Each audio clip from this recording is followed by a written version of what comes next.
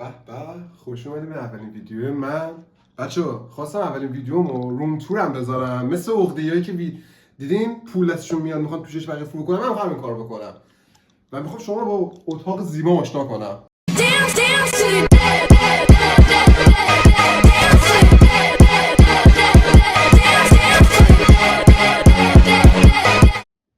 خب برگشتیم با ادامه ویدیومون. بچه عزیز، اینجا که میبینین ستاپ زیبای منه. فکر نکنید بچه پول دارم یه کار دیگه کردم پولش حساب اومده. حالا شما رفت نره چیکار کردم. فقط بدونین که 3 ماه من تو خونه زمینگیر شده بودم به خاطرش. مستنداتش گذاشته میشه. بچه من دیگه بقیه روم تور نمیشه شکلیه. من فقط تو جای روم تور دیدم که مردم می‌خواست ستاپش نشون بده، من ویدیو رو پاز می‌کردم. گفتم عجب بچه پولدارایی هستن. و الان خودم به اون درجه رسیدم که باید بگیرم چه ویدیو خیلی ترسناکه برام، میدونین؟ حس خیلی خوبی ندارم. خب به نظرتون بعد چیکار کنیم ها؟ چه چیزی که مونده بهتون نشون ندادم هنوز؟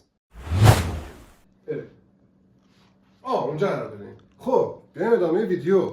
میخوام چنل زیبامو نشونتون بدم با صدا سابسکرایبر. خب بچه‌ها این چنل منه. کجا رفتین دوباره؟ الو کجا؟ اینجا قرار داریم بچه‌ها. این چنل زیبای منه HK. اگه این ویدیو رو میبینین حتما ساب یادتون نره. کامنتاتون رو خیلی دوست دارم ببینم. میدونم که قراره خیلی منو نقد کنید و به شما رفیقای خودم هستن که هر روز صبح تا شب قراره من یک کار دیگه ای بکنم با من.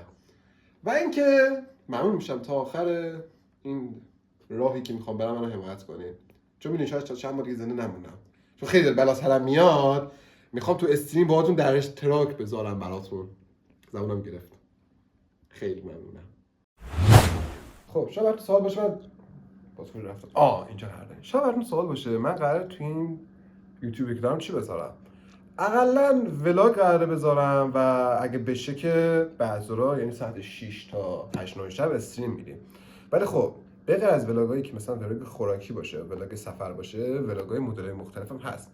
به خصوص ولاگای ترسناک، اونم تکی، چون متأسفانه هیچ کدوم رفیقای بنده نیستن که بخوام با ولاگ ترسناک بگیرن. همشون میترسن و یا خانواده‌شون نمیذاره بیان بیرون.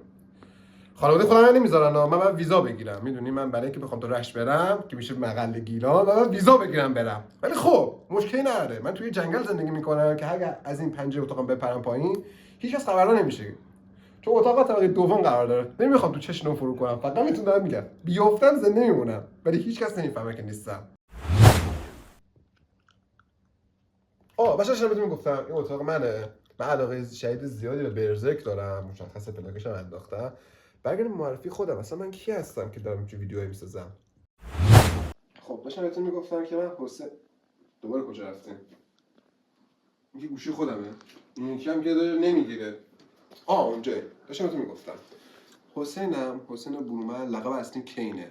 حالا اگه تو استریمایی که بخواین من بذارم اونجا دیگه کلا با آشنا میشین که چرا همچین لقبی انتخاب کردم. اصالتا برای گیلانیم و تلاش میخوایم بکنیم که زبون گیلانی توی یوتیوب بیاریم که اصلا من بلد نیستم. فقط همون چیزی که بلدم بگم اما دارم سر مجمش. شب خودتون بگین که این دیوونه داره چیکار میکنه، ولی بگذاریم.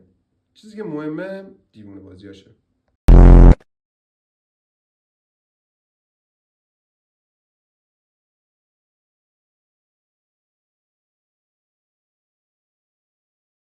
دقیقاً به تو همینجوری میگفتم. تا الان من دنبال شما بودم، حالا یکم شما دنبال من کنین. این همون فضایی که بهتون میگفتم میتونم خودم پرت کنم پایین. اگه توجه کنین هیچ ارتفاعی نداره، ولی خب لاکردات خیلی بلنده اینجا. نه سوال باشه که چرا خودم پرت نکردم پایین، چون نیاز دارم بدنم الان سالم. بعدن که حالا ویدیوهام معروف شدم حتما این بلا رو سر خودم میارم، مشکلی نداره.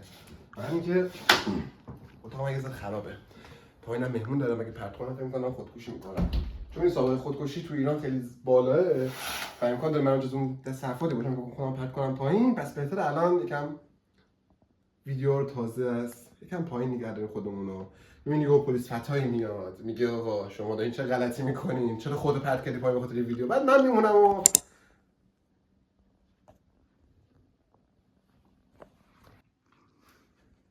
یه پلیس فتا به علاوه یه دادگاه خیلی زیبا به جرم خودکشی. اگه میخوام ویدیو بیشتری از من ببینید حتما گزینه لایک و ساب فراموش نشه. تا ویدیو دیگه، بای.